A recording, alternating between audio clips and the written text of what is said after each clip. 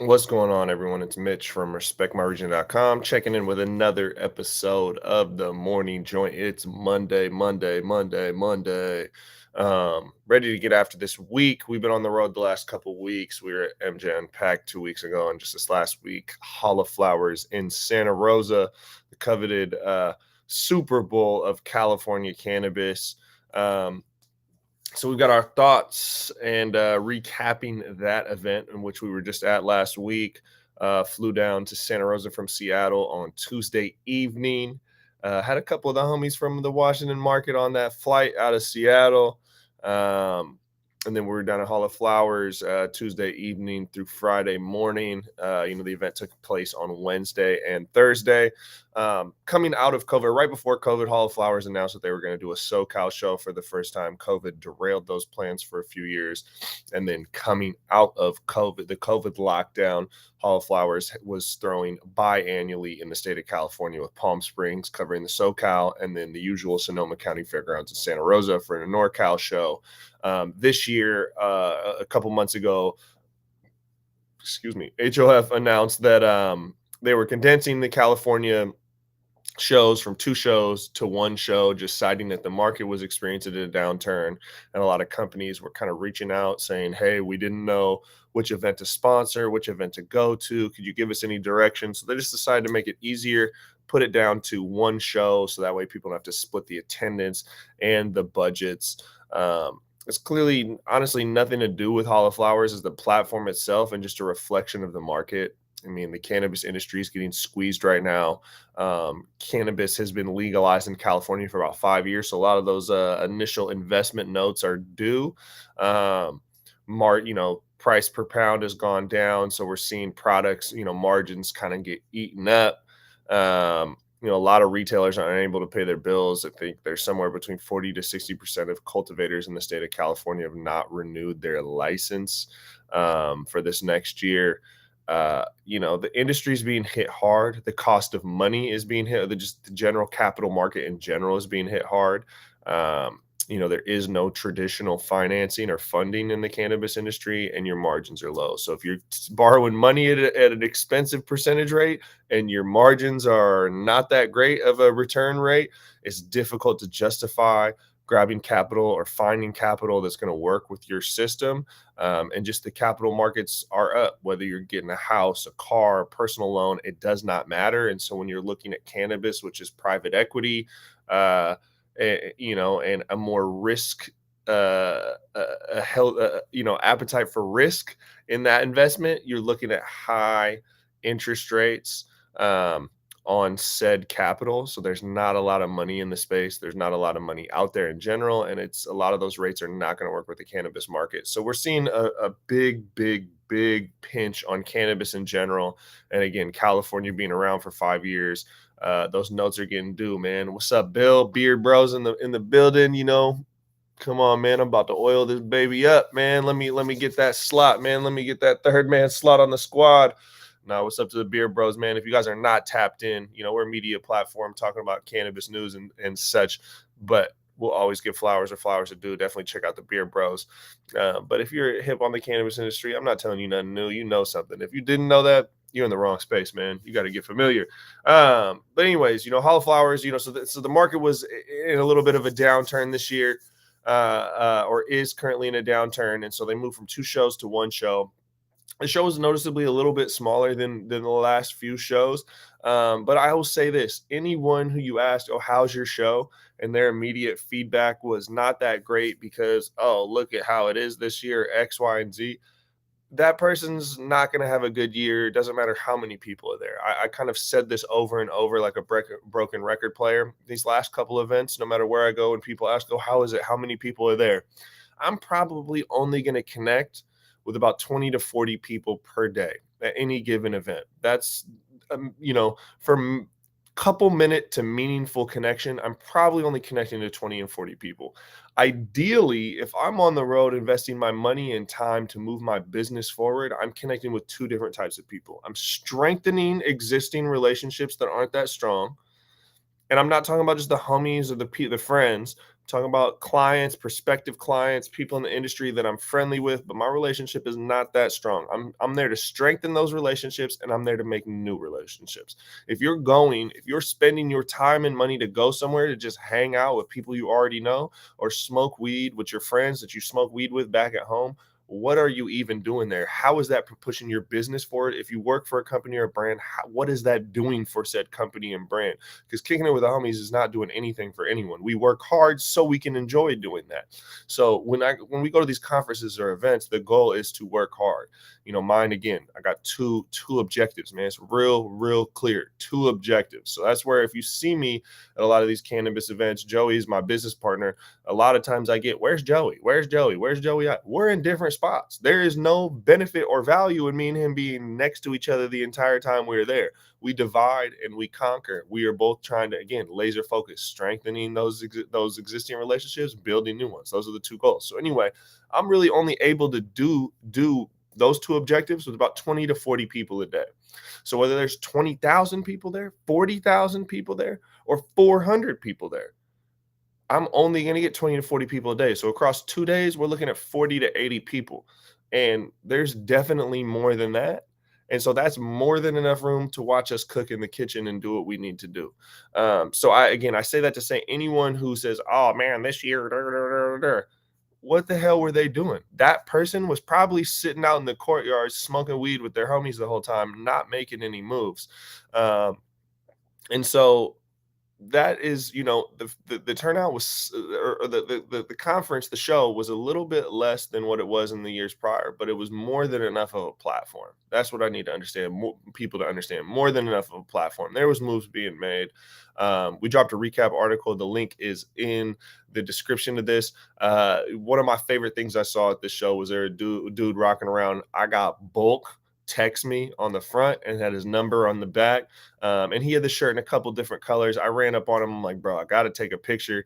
And then I'm like, yo, can I get your business card? He's like, you just took a picture. And I was like, bet, you're right. I do got your number because I'm actually looking for some bulk. So I'm going to reach out to dude. But I just like to see that kind of hustle. And I saw a lot of that kind of hustle, not just at Hall of Flowers, but MJ Unpacked. These last couple months at conferences, I'm seeing that. I'm not necessarily seeing it out of a sense of desperation. I'm seeing it just out of hunger. Cannabis has always been directly tied to the hustler mentality, the hustler type. I know I see on LinkedIn a lot of people that are like, oh, hustle culture is evil and cannabis is riddled with it. But you got to understand, man, people that moved cannabis before this thing was legal, a lot of them were hustlers. So the spirit of the hustler is so intertwined with cannabis and the commerce of cannabis.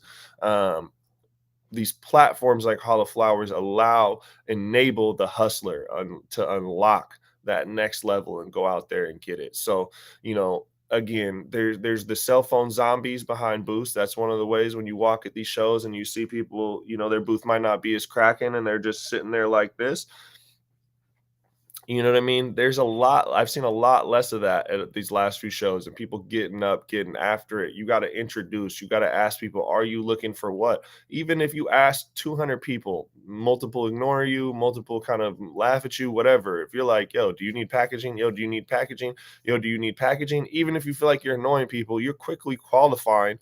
And in doing that, you're going to uncover someone. Yo, do you need bulk? How much do you buy pounds for? Start asking questions like that.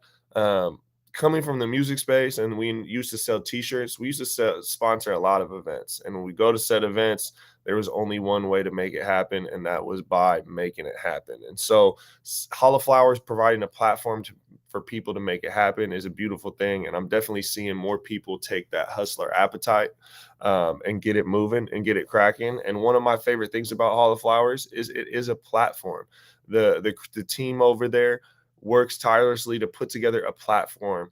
Obviously the ideal demographic is connecting buyers with brands. It goes a little bit deeper with that, but that's the main aspect of of the purpose of this platform. But they enable a platform for people to come together, to network, to connect, to get business done, after parties, events, dinners to be set up around for people to move business forward. It is a platform. And honestly, the feedback of talking to other people, and my personal opinion and the opinion of our team is that it's a must attend for the California cannabis industry. a must doesn't mean, okay, skip, a wedding or whatever to make it happen. But this is definitely something without good reason to miss. You should definitely attend. You should make an effort to be out there one way or another. Um, it's a great event to connect, to see what's new, um, check in with people, get inspired, see what the trends are. And again, the community and the conversation is so impactful. Again, to inspire, to create business, to unlock new ideas. One of the unique things that they did this year is they had this like small business legacy area where it was smaller booths, almost like just these little tables, these almost like 3 foot long tables. Was a lot of legacy and heritage growers from the Emerald Triangle and small businesses in this area. But what you had with these small booths, instead of having kind of the usual walled off booths, it was just more of a table. So you could almost, pretty much get a 270-degree access to just conversation and people. And in that, it brought so much community. And being that most of those, the people manning those booths are from these legacy and Northern California Emerald Triangle growers and brands who are already just so entrenched in this community mindset, you created just this cool little pocket of community within Hall of Flowers, which I thought was super dope. It's much like when Hall of Flowers activates at MJ BizCon, they create that little micro community inside of a larger trade show. That's kind of what it felt like to some extent, if you know what I'm talking about. But that was super dope. One of the standouts that we saw there was Woodwide Farms. They had a ton of people. I heard people coming up, man, I got to see you guys. I heard you guys had some of the best weed out here. So Woodwide Farms is a small 72 light cultivation facility in Mendocino. Obviously, Mendocino's known for the terroir of growing amazing outdoor cannabis, and these guys are going indoor out there in a difficult place to grow indoor, but putting some killer stuff out. That Mendo Mike and the squad were showing off some beautiful bud. The Buck and Runts look great. The Dutch Treat, not necessarily my strain, but Joey was salivating over it. It still looked great. And that Biscotti, man, that Biscotti looked gas. Excited to try some of that. But yeah, that was a dope, being at an event like this still enabled us, we're entrenched in the California market. I've definitely heard of this farm before, but I've never really gotten up close and personal with them. So the platform of Hall of Flowers connected us to a new brand, saw some new flower, and it looked like, they were getting a lot of exposure to a lot of different places. We did interviews with cannabis industry professionals. 2 of those are up on our YouTube right now. So after this, you can go ahead and check them out. They're in the recap article that is in this description, or if you just go to our channel, Respect My Region, on YouTube, you can watch those. Interview with Luke Scarmazzo, recently freed cannabis activist, entrepreneur, served 14 years in prison for operating a licensed medical cannabis facility in the state of California. Yeah, you heard that right. Definitely check out that interview to learn more about his journey. And then we also dropped the interview with Judy Nelson of Soul Spirit Farm. Amazing talking with her, catching up at the event. We've got a couple other interviews that'll be coming out this week, as well as more stuff still coming from MJ Impact. And believe it or not, we still got quite a bit of interviews in the tuck from Nikan. So there's going to be a ton of just Respect My Region cannabis industry interviews dropping on YouTube and LinkedIn over the next couple weeks. So stay tapped in for that. Again, to sum it all up, Hall of Flowers, must attend, was great for us, was beneficial. Picked up some new accounts for our flower, got to talk shit and connect with a lot of the homies, got to build relationships, meet some new homies. It was a great time, man. Honestly, I wish we were able to go to Palm Springs and do it, run it back another time this year. But we got the one in. So next up on cannabis news, so we did a feature. You might have heard us talking about this. The Orange Photonics has the LightLab, able to test cannabis on the spot, cannabis products, not just flower, but concentrates, vape, edibles, tinctures, all that. In about 10 to 15 minutes, you can get an accurate test on THC, pesticides, things of that, and terpenes. On a portable device. We've seen this thing in action. We're out in Massachusetts for Nikan. We traveled to a couple facilities, tested our own product on it, saw cultivation facilities test it, watched brokers test it. So something, testing is a difficult aspect of cannabis, is obviously needed. And while, for me, I think one of the biggest value propositions is understanding the THC percentage before you buy bulk or as you're gauging stuff in flower, to just know rather than sending it into the state to get tested and even relying on a lot of those labs, the accuracy of those, having the own device that you can kind of own that channel and get on demand results. If you're buying bulk and reselling, whether your opinions of THC, you think it matters or not, the market certainly does. So having that information empowers you to make decisions that are going to affect your bottom line easily. If we look, or sorry, moving on. So one of the next features that we have is the Jeffrey from Quick Drops. Quick Drops is a product line from Quick Liquids, water soluble drink additive. The Jeffrey is built on get them to the Greek. It's basically a party, man. All the cannabinoids are included, CBN, CBA, CBD, THC. It's a killer product. We were out again when we were out in Massachusetts for NECAN. We had some of those Jeffreys on us, and we were definitely enjoying them. About every waiter, every restaurant, with their consent, was given some, and they all enjoyed them. So definitely check out that feature. Super dope product line coming in multiple markets. Again, just launched out in Massachusetts. Finally, on cannabis news, Tons Talk podcast episode 4 is up with Christina Gillespie and Jill Gates. Check that out. It's on a networking, building your network in the cannabis industry. So check that out. Music wise, we put out a Detroit rappers to watch in 2023 list. Detroit is definitely one of the most prominent cities, not just in rap, but in music in general. They own the Motown, man, Mo City. Check out that Detroit rappers list. And lastly, on music, Killer Mike announces a new tour, the High Holy Tour. So check that out.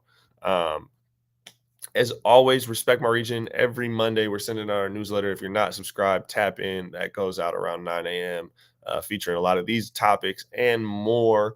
And again, the main thing from this week is we were at Hollow Flowers, killer event. The recap is live in the description. We got 2 interviews in that recap article. We got some of them dropping on YouTube, on LinkedIn, and more today.